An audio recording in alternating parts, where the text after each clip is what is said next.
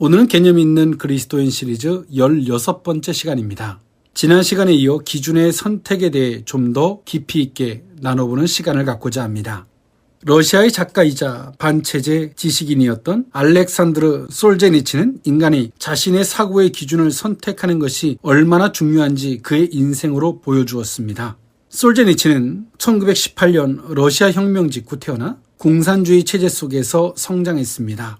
그는 젊은 시절 누구보다도 충실한 공산주의자였습니다. 학교에서 배운 대로 공산주의가 인류를 구원할 이상적인 체제라고 믿었고 소련군 장교로 제2차 세계대전에 참전하며 조국과 이념을 위해 헌신했습니다. 그의 삶의 기준은 자연스럽게 주어진 사회주의 이념이었습니다. 스스로 그것이 옳다라고 확신했고 다른 선택지는 생각하지 않았습니다. 그러나 그는 친구에게 보낸 편지 한 장으로 체포되었고 편지 속에 담긴 스탈린을 비판하고 조롱하는 내용이 문제가 되어 하루아침에 반역자로 낙인 찍혀 8년형을 선고받고 강제 수용소로 끌려갔습니다. 충성을 다했던 체제는 그에게 아무런 자비도 베풀지 않았습니다. 그는 수용소에서 인간이 얼마나 쉽게 거짓된 기준에 의해 파괴될 수 있는지를 목격했습니다. 그곳 사람들은 살아남기 위해서 서로를 배신했고 공산주의 이념은 인간의 존엄성과 자유를 짓밟는 도구로 변질되어 있었습니다.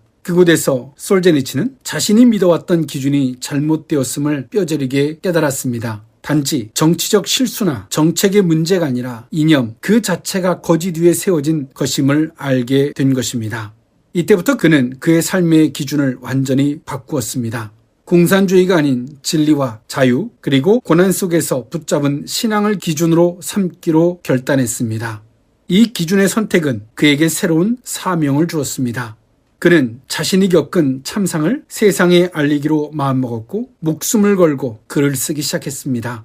그의 대표작 수용소 군도는 소련 전역에 퍼져있던 강제 수용소의 실상을 고발한 작품으로 공산주의의 거짓을 폭로하는 데 결정적인 역할을 했습니다. 이 책은 몰래 필사되고 해외로 반출되어 출간되었습니다.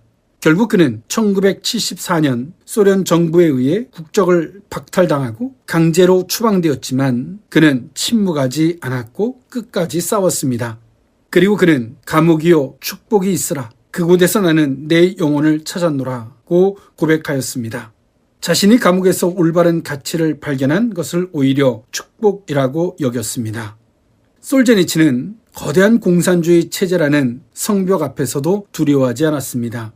많은 사람이 침묵하거나 타협할 때 그는 진리를 기준으로 삼아 의로운 길을 걸었습니다.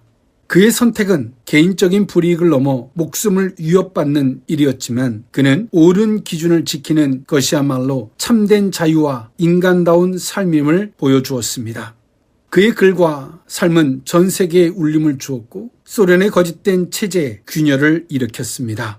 솔제니치는 1983년 템플던 상을 수여받은 연설에서 우리가 하나님을 잊었기 때문에 이 모든 비극이 시작된 것이다라고 고백하였습니다. 결국 그의 외침은 사람들에게 기준을 다시 점검하고 스스로 선택하려는 도전이 되었습니다. 솔제니친의 삶은 우리에게 기준이란 주어지는 것이 아니라 스스로 선택하고 지켜내는 것이라고 말하고 있습니다. 그리스도인으로 산다는 것은 단지 믿음의 고백을 넘어 하나님의 말씀을 나의 절대적 기준으로 선택하는 삶이라고 할 수 있습니다. 세상의 기준이 아무리 매력적이고 설득력 있어 보일지라도 그것이 하나님의 뜻과 어긋난다면 단호하게 거절할 수 있어야 합니다. 기준의 선택은 곧 정체성의 선택이며 인생의 방향을 결정짓는 선택입니다.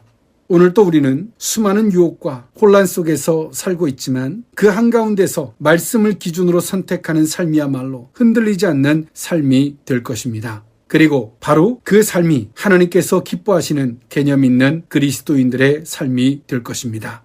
오늘 하루도 하나님이 기뻐하시는 개념 있는 그리스도인들의 삶이 되기를 주님의 이름으로 축원합니다.